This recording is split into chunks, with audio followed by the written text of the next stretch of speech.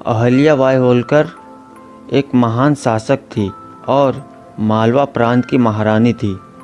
अहिल्या बाई किसी बड़े राज्य की रानी तो नहीं थी, लेकिन जो उन्होंने अपने राज्य के लिए किया वो चकित करने वाला है। वह एक बहादुर योद्धा और कुशल तीरंदाज थी। उन्होंने कई युद्धों में अपनी सेना का नेतृत्व किया और हाथी पर सवार होकर वीरता के साथ लड़ी। अहिल्या बाई होलकर ने समाज की सेवा की। राजमाता अहिल्या बाई का जन्म 31 मई सन 1725 को महाराष्ट्र के चाउंडी गांव में हुआ था। इनके पिता का नाम मानकोजी शिंदे था और इनकी माता का नाम सुशीला बाई था। उनके पिता खुद एक धनगर समाज से थे जो गांव के पाटिल की भूमिका निभाते थे। उनके पिता ने अहिल्या बाई को पढ़ाया लिखाया। अहिल्या बाई का जीवन भी बहुत साधारण तरीके से गुजर रहा था। अहिल्या बाई होलकर की किस्मत उस समय बदली जब उन्हें मल्हार राव होलकर ने देखा। मल्हार राव होलकर मराठा पेशवा बाजीराव के कमांडर थे। वे एक बार पुणे जाते समय चौड़ी रुके।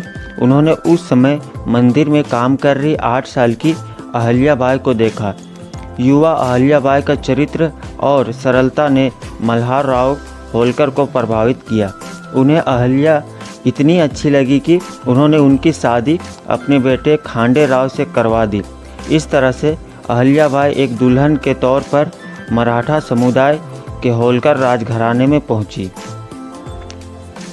सन 1745 में अहिल्या बाई के पुत्र हुआ और 3 वर्ष बाद एक कन्या।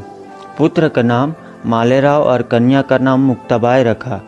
उनके पति की मौत 1754 में कुम्हेर की लड़ाई में हो गई थी। ऐसे में अहिल्या देवी पर जिम्मेदारी आ गई। उन्होंने अपने ससुर के कहने पर न केवल सैन्य मामलों में बल्कि प्रशासनिक मामलों में भी रुचि दिखाई। प्रभावी तरीके से उन्हें अंजाम भी दिया। अंततः मल्हार राव के निधन के बाद रानी अहिल्या बाई ने राज्य का शासनभार संभाला था। रानी अहिल्या बाई ने 1795 में अपनी मृत्यु तक बड़ी कुशलता से राज्य का शासन चलाया। उनकी गणना आदर्श शासकों में की जाती है। वे अपनी उदारता के लिए प्रसिद्ध थी। उनके एक ही पुत्र था मालेराव, जो 1766 में दिवंगत हो गया। 1767 में अहिल्या बाई ने तुकोजी होलकर को सेनापति नियुक्त किया। उन्हें उनकी राजसी सेना का पूरा सहयोग मिला। अहिल्या बाई ने कई युद्धों का नेतृत्व किया। वे एक साहसी योद्धा थी और बेहतरीन तीरंदाज। हाथी की पीठ पर चढ़कर लड़ती थी। हमेशा आक्रामक करने का तत्पर भील और गोंड से उन्होंने कई वर्षों तक अपने राज्य को सुरक्षित रखा। महारानी अहिल्या बाई अपनी राजधानी महेश्वर ले गई। वहां उन्होंने 18वीं सदी का बेहतरीन और आलीशान अहिल्या महल बनवाया। पवित्र नर्मदा नदी के किनारे बनाए गए इस महल के इर्द गिर्द बनी राजधानी की पहचान बनी टेक्सटाइल इंडस्ट्री। उस दौरान महेश्वर साहित्य, मूर्तिकला, संगीत और कला के क्षेत्र में एक गढ़ बन चुका था। उन्होंने अपने साम्राज्य महेश्वर और इंदौर में बहुत से मंदिरों का निर्माण भी किया था। उन्होंने आम जनता के लिए धर्मशालाएं भी बनवाई। ये सभी धर्मशालाएं उन्होंने मुख्य तीर्थस्थान जैसे गुजरात के द्वारका, काशी विश्वनाथ, वाराणसी का गंगा घाट, उज्जैन, नासिक, विष्णुपद मंदिर और बैजनाथ के आसपास ही बनवाई। मुस्लिम आक्रमणकारियों के द्वारा तोड़े हुए मंदिरों को देखकर ही उन्होंने शिवजी का सोमनाथ मंदिर बनवाया। यह मंदिर आज भी हिंदुओं द्वारा पूजा जाता है। उन्होंने कई मंदिरों का जीर्णोद्धार भी किया।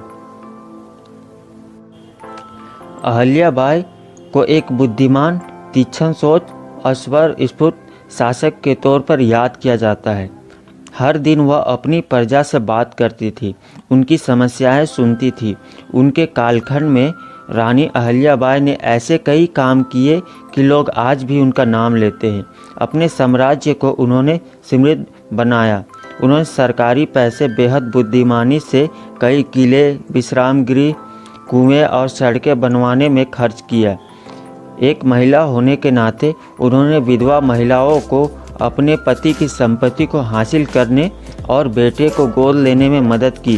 वे नारी शक्ति, धर्म, साहस, वीरता, न्याय, प्रशासन, राजतंत्र की मिसाल है। उन्होंने होलकर साम्राज्य की प्रजा का एक पुत्र की भांति लालन पालन किया तथा उन्हें सदैव अपना असीम स्नेह बांटती रही। इस कारण प्रजा के हृदय में उनका स्थान एक महारानी की बजाय देवी एवं लोक माता का सदैव रहा। अहिल्याबाई के संबंध में दो प्रकार की विचारधाराएं रही है। एक में उनको देवी के अवतार की पदवी दी गई है, दूसरी में उनके अति उत्कृष्ट गुणों के साथ अंधविश्वासों और रूढ़ियों के प्रति श्रद्धा को भी प्रकट किया। वह अंधेरे में प्रकाश की किरण के समान थी। जिस अंधेरा बार बार ग्रसने की चेष्टा करता रहा, अपने उत्कृष्ट विचारों और नैतिक आचरण के चलते ही समाज में उन्हें देवी का दर्जा मिला। अहिल्याबाई होलकर ने सदैव आत्मा का जीवन जिया। अहिल्याबाई होलकर आज शरीर के रूप में हमारे बीच नहीं है, किंतु सदिचारों एवं आत्मा के रूप में वे हमारे बीच सदैव अमर रहेगी। अहिल्याबाई होलकर का निधन 13 अगस्त 1795 को हुआ। उनकी महानता और सम्मान में भारत सरकार ने 25 अगस्त 1996 को उनकी याद में एक डाक टिकट जारी किया। इंदौर के नागरिकों ने 1996 में उनके नाम से एक पुरस्कार स्थापित किया। असाधारण कृति के लिए यह पुरस्कार दिया जाता है। धन्यवाद।